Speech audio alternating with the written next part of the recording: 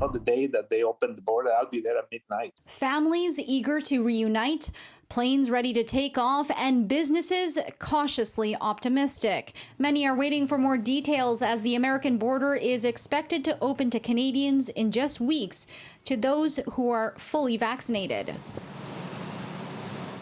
A 3.5-hour drive seems like an eternity for minor Campos, whose grandson and daughter live in Seattle.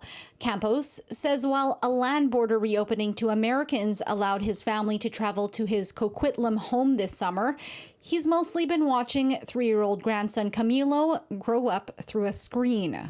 We've been missing key moments, when he started crawling and then when he started walking.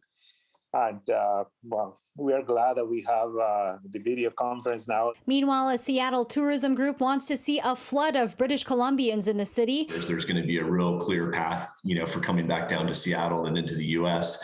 And we play a big role in that economy. And of all Canadians traveling into the United States, Seattle welcomes about 10% of them. The Bellingham Airport hopes to get to pre-pandemic levels when about 200,000 passengers a year drove across the border for cheap flights out of its airport.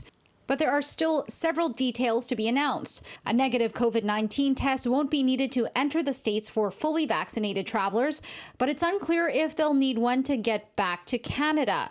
Not ideal for a day trip to somewhere like Point Roberts. So no one's just going to come down and grab something to eat, grab gas, grab their parcels, and head back to Canada because it's a $200 test. And so it doesn't really make sense. Some are still considering safety over ease of travel. I was kind of going to wait and see what things look like in the States. It'd be nice to. We have a cabin in Point Roberts. The risk for my little world doesn't feel in any way in danger. Others say compared to flying, driving down is at least cheaper and more practical for a destination like Seattle.